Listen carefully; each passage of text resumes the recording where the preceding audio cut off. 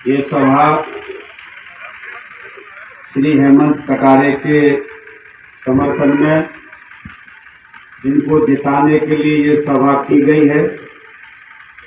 हमारे नेता काफी आए हुए थे दूर दूर से, लेकिन बाकी सभाओं के कारण भी देरी हुई और इसका एक समय भी थोड़ा कम लगा। तो समय हमारे पास बिल्कुल नहीं है। बस इस मौके पर मैं आपसे ये कहना चाहूँगा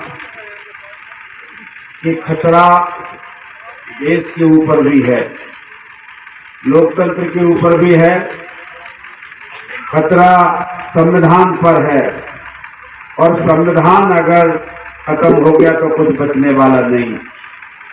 संविधान को बचाने के लिए हम लोग क्यों आगे आना चाहते हैं? जो खुशहाली आज देख रहे हैं भारत में, हम और आप बैठे हुए हैं, हम बोल सकते हैं, आप सुन सकते हैं, कपड़े पहन सकते हैं, खाना खा सकते हैं, बच्चों को पढ़ा सकते हैं, बच्चों को कलेक्टर एसपी भी बना सकते हैं। ये इजाजत सिर्फ संविधान देता है, दूसरी जगह की कोई इजाजत नहीं।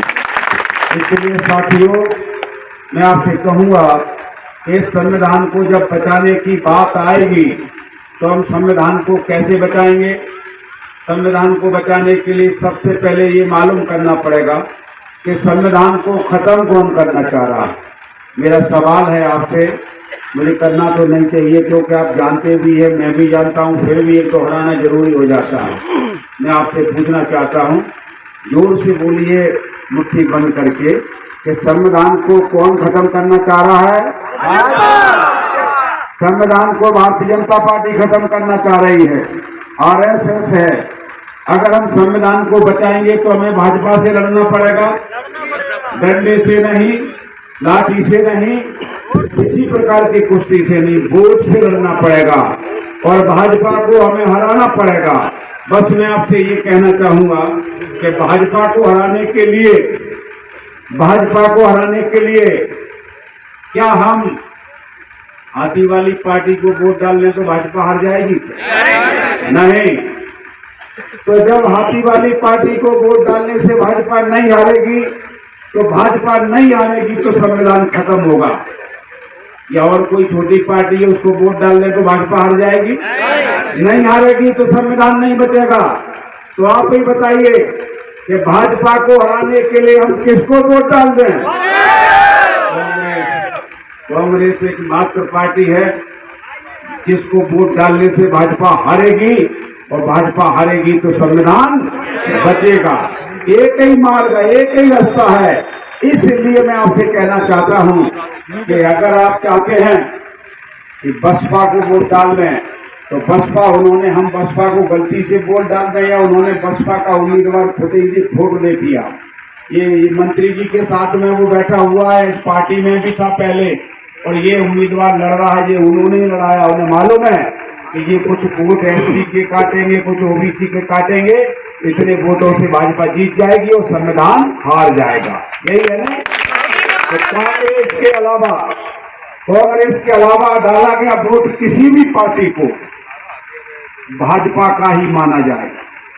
चाहे वो भाजपा को डाल दो, चाहे कांग्रेस के अलावा और किसी को डाल दो, भाजपा का माना जाएगा। तो इसीलिए संविधान बचाने का मतलब है कांग्रेस को जिताना, और कांग्रेस को जिताने का मतलब है हेमंत कटारे का चुनाव चिन्ह पंजा वाला बटन दबा करके हेमंत को जिताना ही होगा। इसके अलावा कोई रास्ता नहीं है। हमारे असमत की इज्जत करने के लिए हेमंत कटारे को जिताना ही होगा, और हेमंत कटारे की जीत ही भाजपा की हार है, और भाजपा की हार ही संविधान की जीत है। इसलिए मैं आपसे इस मौके पर ये कहूँगा, और हम सरकार बनाने की तैयारी में हैं। ये चुनाव सरकार बनाने वाला चुनाव है। माननीय कमलनाथ जी मुख्यमंत्री बनेंगे। भारतीय जनता पार्टी की सरकार ने देश में महंगाई बढ़ा दी है। इस महंगाई की कमर तोड़ने के लिए हम लोगों ने वचन पत्र तैयार किया है। माननीय कमलनाथ जी के नेतृत्व में जब वचन पत्र बना, तो देखिए महंगाई को हम कैसे महंगाई की कमर तोड़ेंगे। 1200 रुपए का गैस का सिलेंडर हम 500 में देंगे। 700 रुपए से महंगाई की कमर तोड़ दी कि नहीं तोड़ दी? और हम नारी सम्मान योजना में 1500 रुपए देंगे, और 1500 रुपए से मैं दावे से कह सकता हूँ 700 रुपए वो बचेंगे, 1500 रुपए ये हो गए, 2200 रुपए हो गए। महंगाई की कमर टूटी। 100 यूनिट बिजली माफ, 200 हाफ करेंगे। यहाँ भी महंगाई की कमर टूटेगी।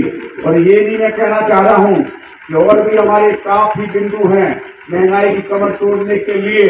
हम लोगों ने एक बड़ा बिंदु रखा है कि किसानों की जो मोटर होगी 5 हॉर्स पावर की वो फ्री बिल होगा, 10 हॉर्स पावर का हाफ होगा। यही नहीं, गेहूं 26 रुपए से कम अब नहीं बिकेगा इस मध्य प्रदेश में, 26 रुपए प्रति क्विंटल से ज्यादा ही बिकेगा। और बोनस मिलेगा तो और ज्यादा दाम मिलेंगे। यदि आप गरीब हैं और घर में कोई बीमार है, बीमार व्यक्ति के बारे में कहना चाहता हूँ कि वो बीमार व्यक्ति अगर अपनी बीमारी का इलाज कराता है तो 10-20 हजार रुपए खर्च हो रहे हैं तो सोच लेता है अब नहीं बचूंगा मैं, बच्चों से छुपा लेता है मैं तो ठीक हो गया, और धीरे धीरे बीमारी घर कर जाती है और वो चला जाता है। अब जब से कमलनाथ जी कुर्सी पर बैठेंगे, हम एक कानून बनाने जा रहे हैं, कंप्लीट कर दिया है, लेकिन हम बीमा कराएंगे, स्वास्थ्य बीमा। कितने का? 25 लाख रुपए का। एक परिवार में 25 लाख रुपए का स्वास्थ्य बीमा, 25 लाख रुपए दिखाई देंगे तो मेरा दावा है कि बीमारी मारेगी नहीं, बीमारी भग जाएगी 25 लाख रुपए चेक करके। और यही नहीं, किसानों का 27 लाख रुपए का कर्जा, 27 लाख किसानों का कर्जा माफ किया जा चुका था। और यही नहीं, कर्मचारियों की जो पेंशन थी ये भारतीय जनता पार्टी ने बंद कर दी थी, दोनों टाइम की उन्होंने रोटी खाने का जो इंतजाम था वो बंद किया, चूल्हा जलना बंद कर दिया था भाजपा ने। फिर से हम लोग जो कर्मचारी हैं जिनकी पेंशन बंद कर दी थी उनकी पेंशन हम शुरू करने जा रहे हैं और दोबारा से उनका चूल्हा जलना शुरू हो जाएगा।